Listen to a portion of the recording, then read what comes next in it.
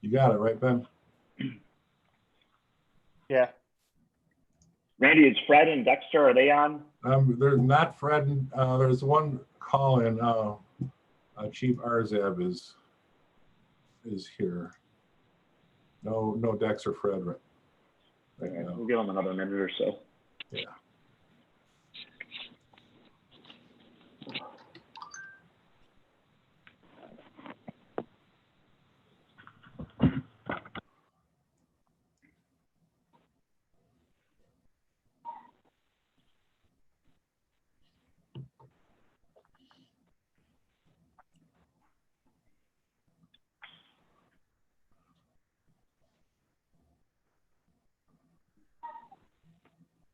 So I don't know if you're looking at the screen, it's Jim and Annette and you. Yeah, I see Jim in that. Okay, all right. Thank you. Mm-hmm.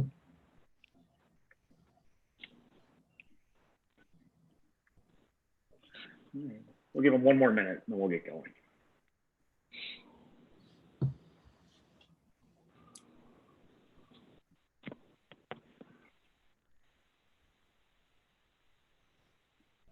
And Kevin, Alderman Stevo said that he wanted to ask a question or two or whatever at the meeting tonight. Just give you a heads up.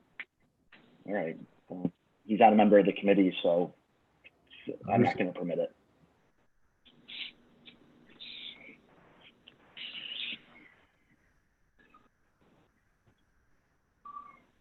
But thank you, Randy, for the heads up. Mm-hmm. All right, we'll just get going. So call the meeting to order. It is 6:02 p.m. Start with the roll call. Alderman Donahue's here. Alderman Klinker. Here. Alderman Alexander. I'm here. Alderman Bilotto. And Alderman Johnson. All right, moving on. We do have public comment from Carol DePace Green. Starts out, Blue Island has a spending problem. Montana Welch did an extremely poor job assisting with appropriations, allocating far too much money towards fluff and stuff, leaving little or nothing for essentials and infrastructure. Our Finance Committee and City Council needs to represent the people, not special interests. Finance Committee and the City Council need to research and discuss Blue Island's needs for an internal dedicated city engineer to reduce costs, save millions, and get much better handle on assessing and addressing Blue Island's actual needs, including roadways, flooding, infrastructure, and water system. Blue Island needs a city engineer who can clearly and objectively articulate the City of Blue Island's actual needs. That is currently not happening with the current engineering firm.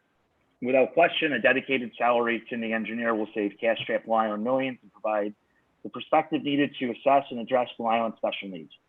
Blue Island Finance Committee and City Council must put the brakes on well-connected contracts. That's it, that's all. The Finance Committee needs change and transform to include thoughtful discussions, reallocate Blue Island taxpayer funds, put our monies toward essentials where our Blue Island tax dollars belong. Finance Committee should have led the demand with the Blue Island City Council for $5 million, no strings attached from quorum before Metro South Hospital closed, and not allowed quorum to get off scot-free. Advanced Life Saving Service requires follow-up in Finance Committee because Blue Island Fire Department equipment is about to become obsolete and has to be upgraded within 6 months. Advanced Life Saving Service is a vital needed service for Blue Islanders that will save lives. Blue Islanders deserves better. All right, thank you, Ms. Green. Moving on, first we have payroll for 7/24/2020. It's in the amount of $342,541.11. Is there a motion to approve this payroll?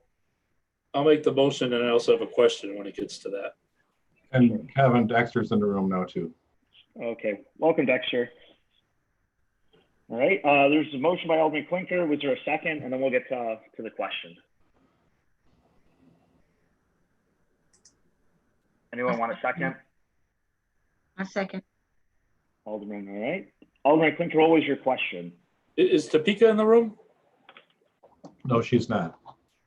Okay, I noticed that Mcsweeney and Ortega are still on this payroll. And last payroll, we paid them a whole lot of money because she said we were that was the end of their time and they bought out their whatever vacation time or whatever. Just curious why Officer Mcsweeney and Ortega are still on the payroll now.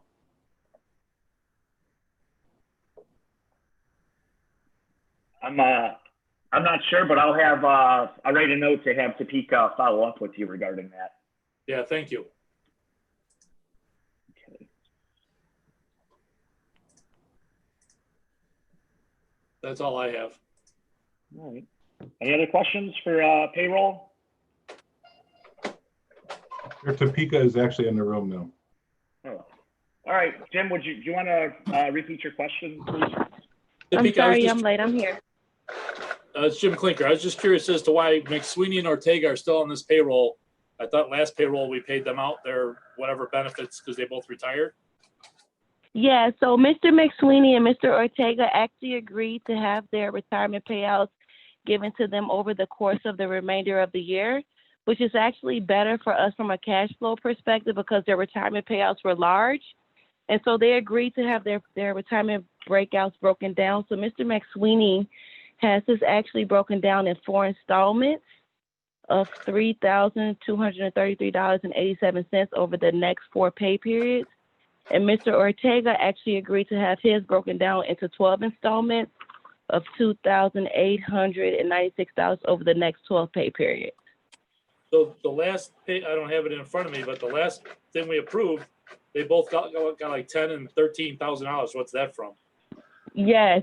So the way that it's written in the CBA, they get a payout for their personal time and their vacation time based on whatever their hourly rate is. And then they're also entitled to their sick payout up to a certain amount of hours. And then once their sick payout time exceeds a certain amount of hours, I believe the maximum threshold is 720 hours. Then any hours they have exceeding that, they get their hourly rate at the half the pay rate.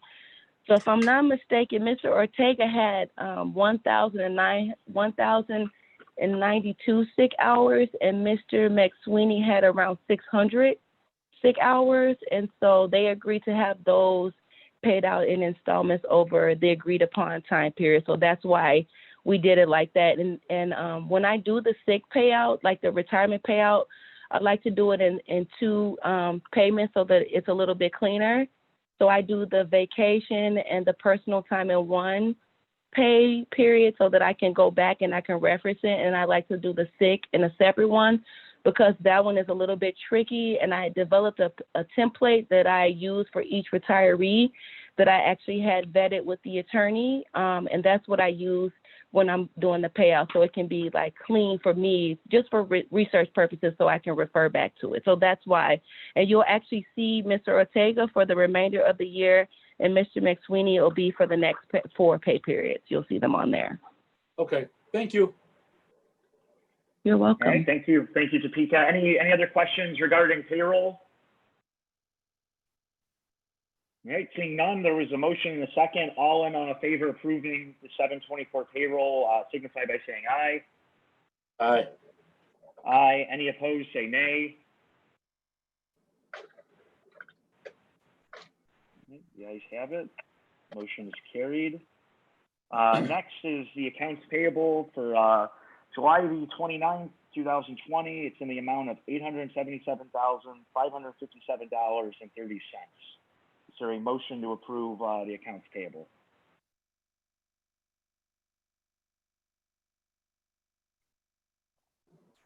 I'll make the motion on that one too, but I got a question also when we get to it. Sure. Is there a second? I'll second. All right. There's a motion and a second. Alderman Klinker, go ahead with your question or questions. You know, I don't have it right here in front of me. I'm trying to pull it up while we're talking on the computer, but I believe it was on page 5. Fair Meadows was $172 charge, and it says it's over budget already. I think it's oxygen maybe for the fire department. I can't get my computer to work to pull up the actual accounts payable, but what are we doing when stuff's already over budget?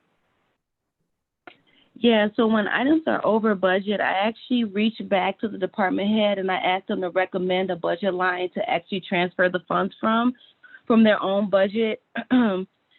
So the fire department in general has had a number of items that have exceeded their budget.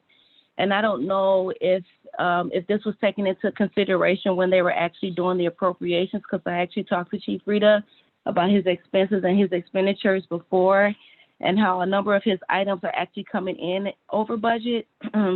So he and I have been partnering together to identify budget lines where he can actually make transfers to, just kind of cover some of his expenditures that are actually over budget. Because he has some other items that are actually sitting in the docket that I haven't even approved yet because they're over budget. So this is just one of the items that he said that that needed to kind of get pushed through. So I went ahead and I approved it. But I identified, and has been made aware that this item is actually over budget. So we're actually partnering with each other behind the scenes to identify another budget line where we can do a budget transfer to kind of cover this, and then some items in his office supplies. And I believe the other item where they're over budget is vehicle materials. I think it was 3 lines. It was this one, office supplies, and one more. Okay, so in the past, we've had to approve those, correct, Kevin? Yeah, when everything's over the appropriated amount, we're supposed to do the budget transfer to approve it. Yeah, so So what's the minimum threshold for that? Because if it's like something less than $1,000, I don't think that it's appropriate to bring it to the committee. I don't want to bring the committee like $20, $30, $40, even $100. Now, if it's like above 1,000, so I just want to know what the threshold is, because I want to be completely transparent. I'm not trying to do anything behind the scenes and things that you guys aren't comfortable with. So if you give me a threshold, then I will bring it to you every single time. Okay. I'm not accusing anyone of trying to do anything. I'm just saying that this is July. We're already over budget. That's for oxygen refills. From being with the fire department, they refill them depending on how much they use. So who knows how many more $172 there are going to be between now and the end of the year. So I really don't have a problem with setting, like you said, at some type of threshold, but we need to be notified, is what I'm saying. Okay, so that's all I'm saying. So if you let me know what the threshold, if you're not comfortable with even $100, that's fine with me. I can send the committee an email every time I'm going to do a budget transfer, but just let me know what you guys are comfortable with, because to me, $1,000 would be a good threshold, but if you're not even comfortable with that, we can do $100, we can do $50. Just let me know whatever you're comfortable with, because I want to be completely transparent. I don't want to be doing anything behind the scenes that you all are not comfortable with. So just backing up a little bit, when we had to do the budget transfer for the chiefs for the pay raises, that had to go to council for approval, right? Am I right? Or no? But that was a little different. That was a little different because that was a salary increase, and it wasn't really a budget transfer. It was more so retroactive pay. So we weren't really moving any funds around. We were just approving them to get an increase. I thought we moved funds from one line item to another. Am I wrong with that, Kevin? No, we did. So and I think that's where the whole point is that if we're moving stuff from line items, I think we need to know what's being moved, approved, or it needs to be voted on. Okay. Because that's how we wrote it into the ordinance, the appropriation. We got into a lot of shall we say trouble last year, and I know it wasn't you, Topeka, but I just don't want to go down that road again. It's just towards the end of last year, there were so many things that were over budget that just kind of, okay, we're going to vote yes for it. I mean, I understand oxygen, I understand the need for it for the fire department. Yeah. But if we're at the point where we're starting to spend more money than we've already budgeted for things, we as the finance department need to know that and maybe make adjustments to things. Yeah, because I think what happened is, this is what I've noticed with a lot of the departments, is that their lines were cut for expenses that they actually incur, and it seems like, from my perspective, from talking to the department heads, they said that their lines were cut because the committee wanted to see how much spending was actually occurring in those lines. And I think that that's fair because it allows us to be a little bit more precise. So anytime that we do a budget transfer, I'll just bring it to the committee. I have no issue with that. It's not a problem with me. All right, thank you. Thank you. Any other questions?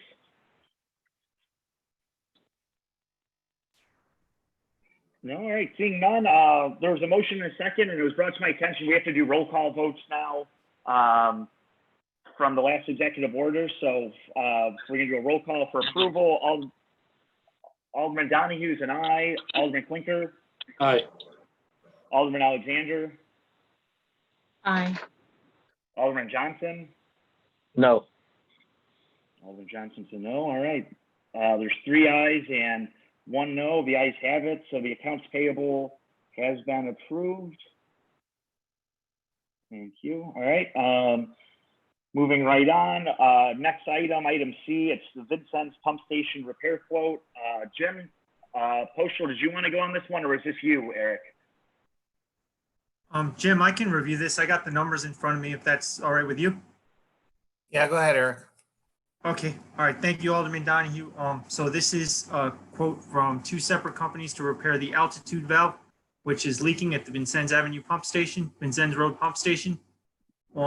It's a little hard to compare apples to apples here, but when you do compare the apples to apples, we have in the quote, Metro Pump Company is the more economical of the 2 options and is also the city's SCADA supplier and maintenance technician. So we're hoping to have the approval to replace the leaking altitude valve, which is a safety concern at the pump station, and have it be done by Metro Pump Company. Okay, so your recommendation is that we go with Metro Pump? Well, I believe that's the city's preference because they're the city's SCADA, which is the computer control for the water system. They're already the city's SCADA supplier, so it makes it a little bit easier for the water department. Sure. All right. Any questions regarding this? So are we looking for just the altitude valve there, Eric, or are we going to include the gate valve and the new flow meter also? I think Jim could stop me if I'm wrong, but I think given the current funding situation, we'd be looking to replace the leaking gate valve only, or sorry, the leaking altitude valve only. Okay, thank you. You're welcome. I thought the flow meter was part of that too, and then the gate too. It is. So we can Jim, we can include the flow meter, the gate valve, and the altitude valve. That was part of both quotes. So Right. Because once they pull it apart, it's all apart, and that's where the gate valve, when it was still winter time, we had all the water running down Vincennes. It was overflowing, and we had to shut it off. We couldn't shut off that valve. It took 2 guys. So, because it doesn't get used that often, but it needs to be, at the same time, it would be replaced with this. And that quote, even including the gate valve and the flow meter, is still just short of $10,000 lower than the next quote. So, right. So that's right, Alderman Klinker. This is the more economical quote, even including all the new gate valve and the flow meter. Yeah. All right. I'll make a motion. We'll go with Metropolitan Pump Company and replace all of it. All right. Is there a second on this motion here? Second. Alderman I got a Alexander, all question. right. Sure, go I got a ahead, Alderman question. Johnson. Yeah, man. Sure, go ahead. Have we used this company before? And if not, have we seen some of their work? We Sorry, go ahead, Jim. no, sorry. it's okay. Go ahead, Eric. Okay, Alderman Johnson, yes, this is the city's SCADA supplier. So Metro Pumps has done a lot of work for the city over the years, including the last repair we did at the pump station. They did all the they put the services in the cloud. They've done the new controllers at 119th Street, and yes, I believe the city is happy with.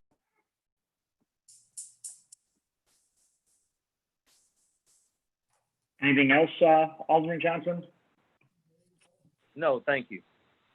All right. So again, we had motion and a second for approval of item C. We're going to do a roll call again. Alderman Donahue's an aye. Alderman Klinker. Aye. Alderman Alexander. Aye. And Alderman Johnson. Aye. All right, 4 ayes. Motion's carried. Thank you, Eric and Superintendent Postal. Moving on, item D, Lochner, Kelsag Bridge inspections. Eric, if you wanted to just keep going, I think this is you. Yes, thank you, Alderman Donahue. This is these are routine inspections for the Chatham and Division Street bridges over the Kelsag Channel, which would be done by Lochner, who's the city's bridge engineer for these major structures. This would be part of the TIF. This would come out of TIF 5 funds, which is part of like the recurring cost we have budgeted in the TIF.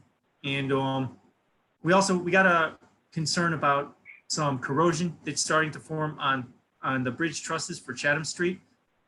I talked to the bridge engineers about this, and they're going to check that corrosion and make us a recommendation as far as how often we would have to repaint it. They currently have it scheduled for every 15 years, but if we wanted to bring that frequency, if we wanted to make that frequency higher, as in bring it more frequent, they'll give us a recommendation on doing that. Yeah, so that's basically, it's a routine safety inspection for the 2 bridges over the Cal-Sag Channel. Cool. All right. Any questions? All right. Seeing none, is there a motion to approve item number D? I'll make the motion. All right. Is there a second? I'll make the second. All right. Thank you. All right. Then we're going to do a roll call. Alderman Donahue is an aye. Alderman Klinker. Aye.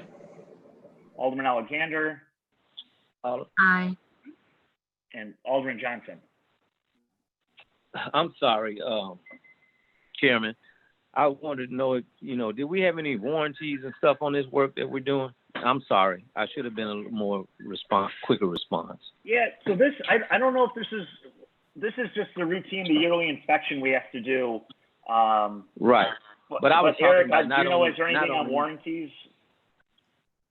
Alderman Johnson, both of these projects had 1-year guarantee on workmanship, but both of the bridges are older than that, so there isn't that I know of, except for maybe some of the lighting equipment, any items that are still under warranty. So as well as the pumping, the work you're going to do at the pumping station as well? Yes, that's right, Alderman Johnson. The work that we're doing at the pumping station is all fairly old equipment, is my understanding. That's well out of warranty. Okay. I'm sorry, Alderman, how do you vote? I'm sorry. I'm sorry, Chairman. I think I'm going to abstain on that one. All right. 3 ayes and 1 abstention. The ayes have it. So item D is approved. Alderman Thank you, Donahue, there's Eric. one thing I forgot to mention with the bridge inspections. Sure. When they're inspecting, they use bridge inspection vehicles. So they actually, Division Street will be closed during the inspection of the bridge. So, but we'll coordinate that with Public Works and the police department and the fire department and make sure they have plenty of notice. All right, Okay, great. and Thank can you, you sir. make Thank sure you. that can you make sure that Marisol know as well to get it out to all the aldermen as well? Yes, Alderman, for sure. We'll keep the mayor's office in the loop as well as public safety. All right. Thank you, Eric. Moving on, next we have police Lexus Nexus agreement. I believe Chief Arzab is on the line. If you wanted to explain what this is. Yes, thank you, Alderman. I had brought this agreement to the committee back during appropriations, and you had asked me to hold off on it for a little bit and bring it up a little bit later on. So I am bringing it up again. This is Lexus Nexus is a e-crash traffic crash reporting. Currently, we complete Illinois traffic crash reports by hand and submit the reports to Illinois Department of Transportation. Lexus Nexus offers an e-crash solution that would allow officers to complete crash reports over the computer, populate information directly through the system, and reduce the amount of time it takes to complete reports. The involved parties, which are the drivers of the vehicles, including insurance companies, would be able to retrieve copies of the reports directly from Lexus Nexus for a predetermined fee of which the city would receive a portion of it. The reports would then be digitally transmitted to the Illinois Department of Transportation for our monthly mandated reporting. The Blue Island Police Department also provides redacted copies of police reports for a fee, which must be requested and collected at the police station. Lexus Nexus offers a request a report feature, which would allow individuals to request reports online, with the reports being sent directly to the clerical supervisor. The supervisor would then be able to upload the report to Lexus Nexus, complete all the required redactions, and send the report to the requester, who may retrieve the report after submitting payment, similar to the e-crash. Again, the city would receive a portion of the fee. And there was a question, I had gotten Alderman Johnson's question after this was submitted to Public Health and Safety last week in reference to if people are not computer savvy or don't want to use it. So the best option for everyone, the drivers, what happens is when the report is made on scene with the officer, the drivers of the vehicles will be getting a card with the Lexus Nexus information and the report number. And the best way to get this done is to give that information to the insurance company and have the insurance company request the report online. If the drivers prefer to do it themselves, they can go online and and request the report themselves if they don't want to go through the insurance company. If they want to do it the old-fashioned way, they can still come up to the police station with that card, and they will pay the same fee, and we will go ahead and print the reports for them. So there's several different options that people can go through with this service. The service is, it will not financially impact the city, as the cost of the service is covered in the portion of the fees that Lexus Nexus retains, and the city will still collect the same amount per report that is currently charged. Several agencies utilize this service, including the Cook County Sheriff's Office and the Elsip Police Department. Like I had said earlier, this was presented to Public Health and Safety last week, and they approved it to move forward to the Finance Committee tonight.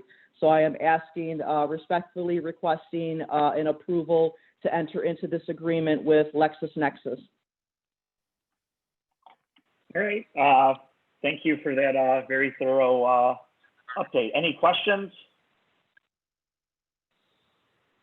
Johnson with a motion.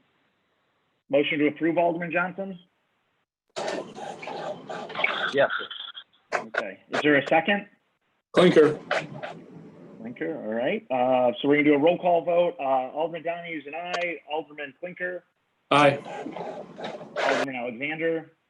Aye. And Alderman Johnson. Aye. Great, thank you.